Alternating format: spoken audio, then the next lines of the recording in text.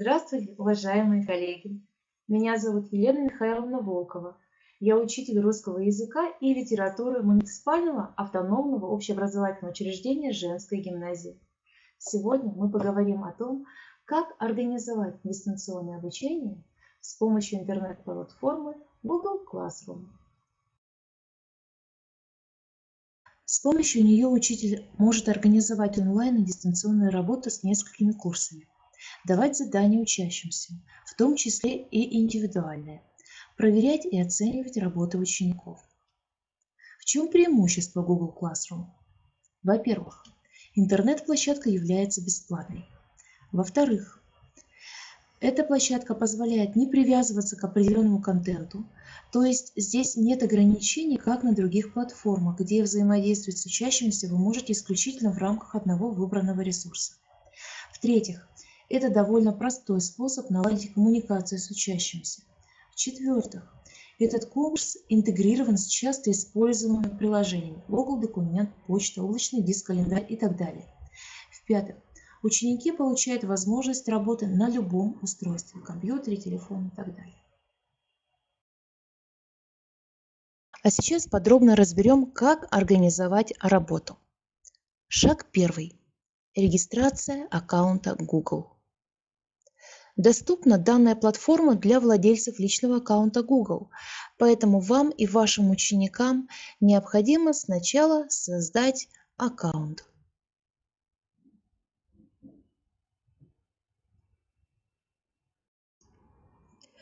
Шаг второй. Вход в приложение. Найти приложение можно двумя способами. Первый. Набрать в поисковой системе Google Classroom.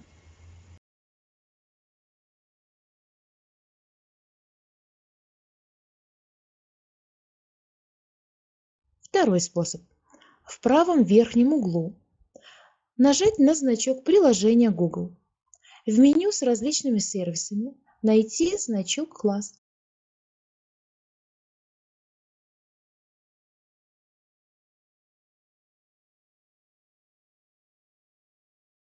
Шаг третий. Создание курса.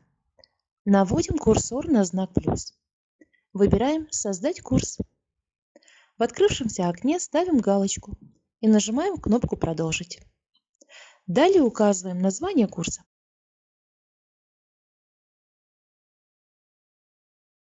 Раздел.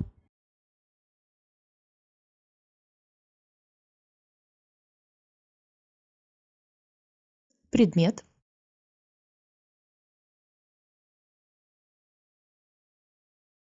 Нажимаем «Создать».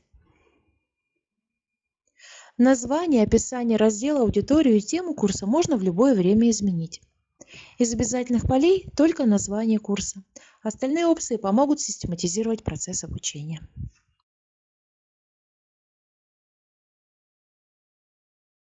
Шаг четвертый.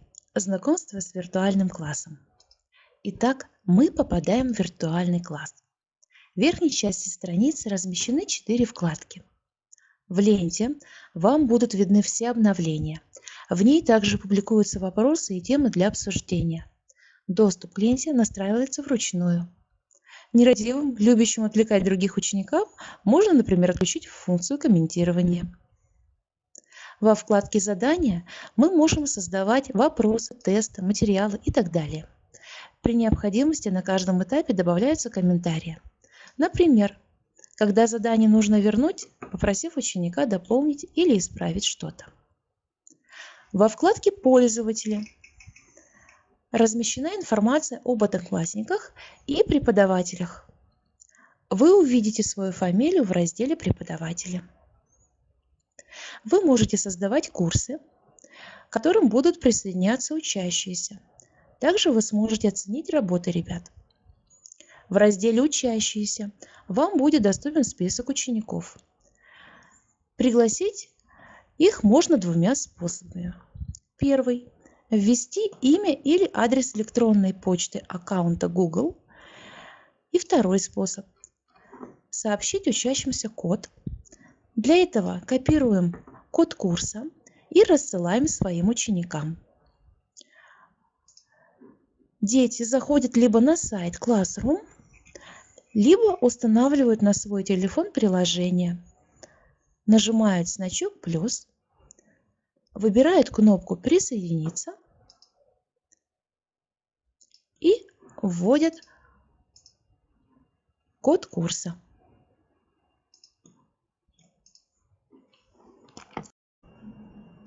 Шаг 5. Загрузка обучающих материалов. Интеграция сервиса с Google документами, Google диском и Gmail позволяет размещать видео, тексты и картинки. То есть вам доступен весь арсенал интерактивных методов обучения. Чтобы добавить материал курса, вам необходимо перейти во вкладку «Задания». Объекты на этой странице можно группировать по темам, а также располагать в удобном для вас порядке. Для примера попробуем загрузить презентацию. Для этого заходим во вкладку «Задания», нажимаем кнопку «Создать», выбираем материал, вводим его название и описание.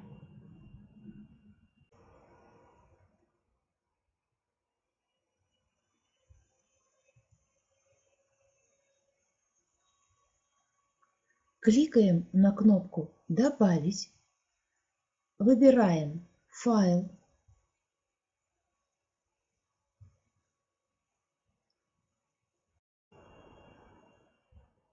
находим нашу презентацию, которую хотим добавить, нажимаем «Открыть», затем «Загрузить».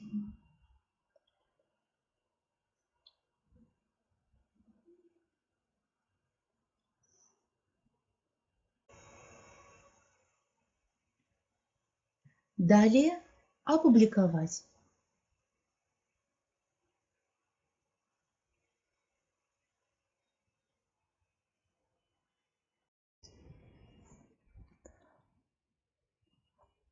А теперь добавим видео.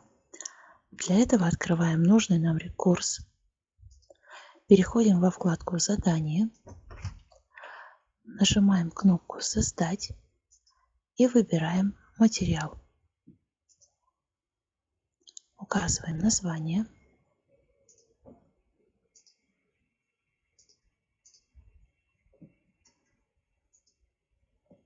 И описание.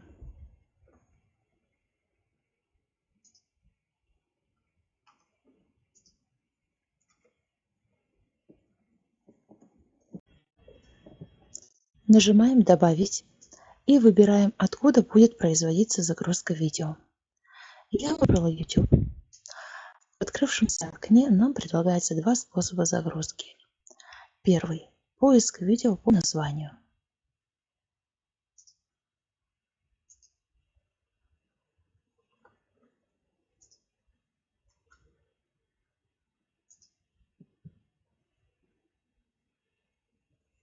И второй, если вам известна ссылка на видео, переходим во вкладку URL и вставляем ссылку.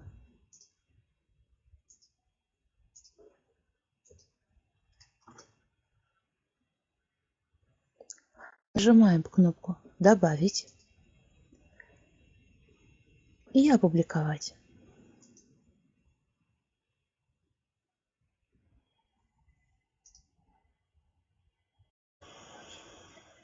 Шаг 6. Контроль изучения материала. Контрольные материалы публикуются во вкладке «Задания». Форматов проверки знаний несколько. Опрос, тест и другие. Я хочу подробнее рассказать о том, как создавать тестовые задания. Мы заходим во вкладку «Задания», нажимаем кнопку «Создать», выбираем задание с тестом, указываем название и даем инструкцию к выполнению теста.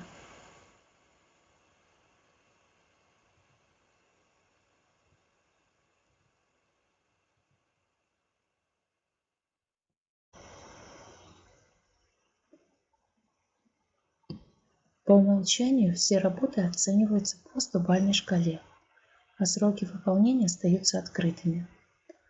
Однако и ту, и другую опцию легко настроить. Например, выбрать необходимую бальную систему, а также указать дедлайны вплоть до минут и секунд.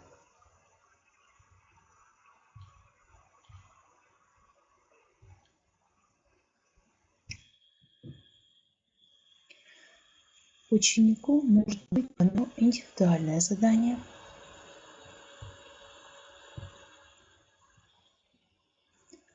Можно организовать групповую работу.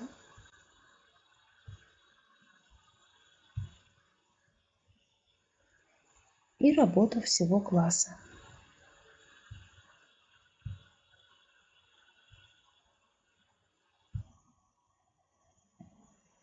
Для создания теста воспользуемся Google формой. Она размещена в левом нижнем углу страницы.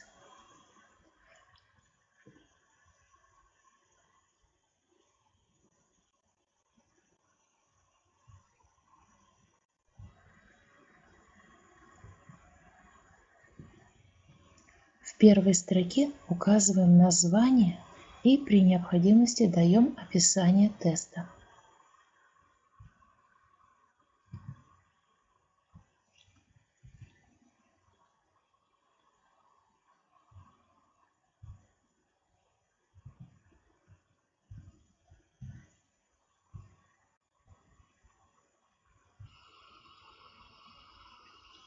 В следующем поле слева записываем фамилия, имя ученика. Это поле необходимо, иначе в отчетах вы не узнаете, кто из ребят выполнял тест. В ячейке справа из выпадающего списка выбираем текст. Строка. Устанавливаем флажок «Обязательный вопрос».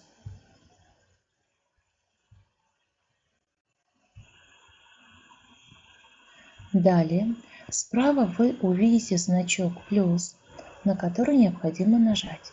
Это позволит создать следующий вопрос.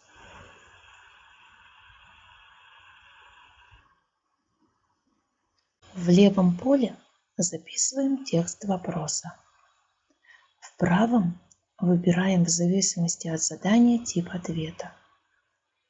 Если мы хотим получить развернутый ответ на предложенный вопрос, выбираем тип ответа «Текст абзац». Если нам нужно, чтобы ученик указал единственно правильный ответ из нескольких предложенных, выбираем тип ответа «Один из списка». Рассмотрим это на конкретном примере.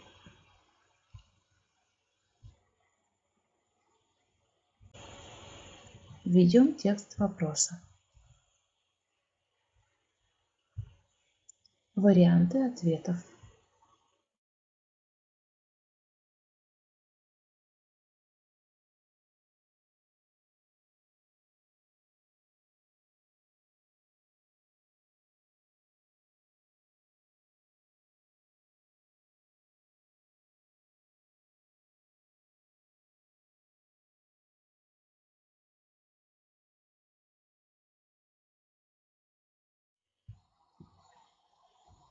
Нажмем на кнопку «Ответы».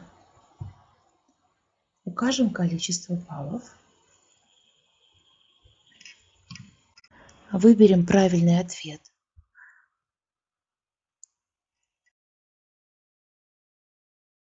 Нажмем на кнопку «Готово». И не забудем указать, что вопрос является обязательным.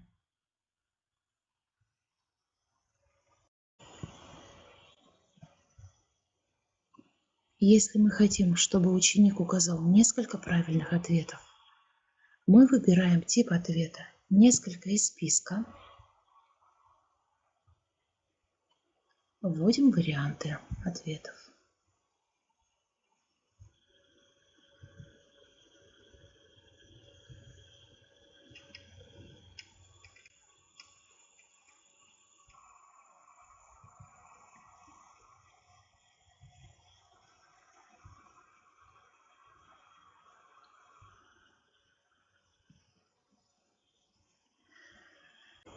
Нажимаем на кнопку «Ответы», указываем количество баллов и правильные варианты. Нажимаем на кнопку «Готово», ставим флажок «Обязательный вопрос».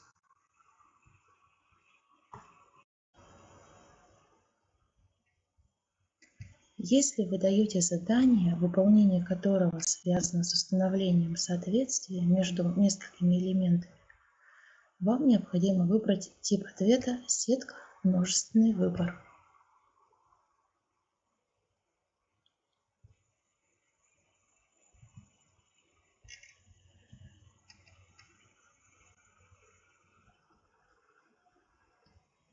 Слева в столбце «Строки» вы даете перечень вопросов.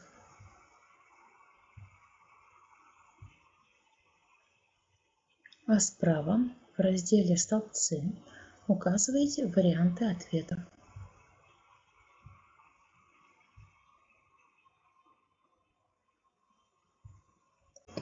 Далее нажимаете кнопку «Ответы», отмечаете, какие из них являются верными, указываете количество баллов в каждой строке, нажимаете кнопку «Готово». Не забудьте указать, что необходимо обязательно заполнить все строки.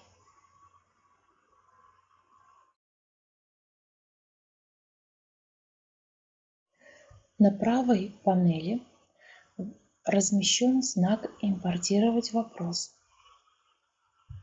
нажав на который вы сможете выбрать вопросы из других форм.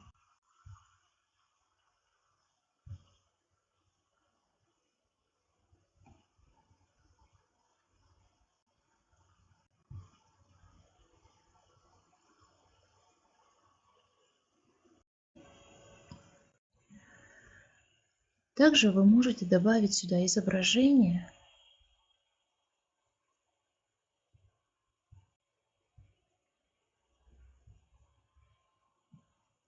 или видео.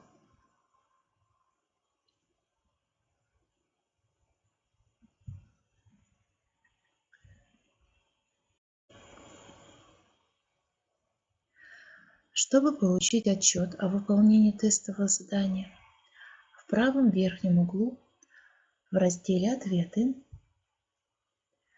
находим знак «Создать таблицу», нажимаем на него. В этой таблице вы увидите дату, время выполнения теста, количество набранных баллов, имя и фамилия ученика, а также ответы, данные ребенка.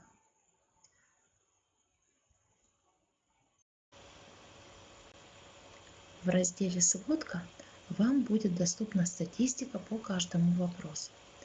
К неправильным ответам вы сможете дать комментарий.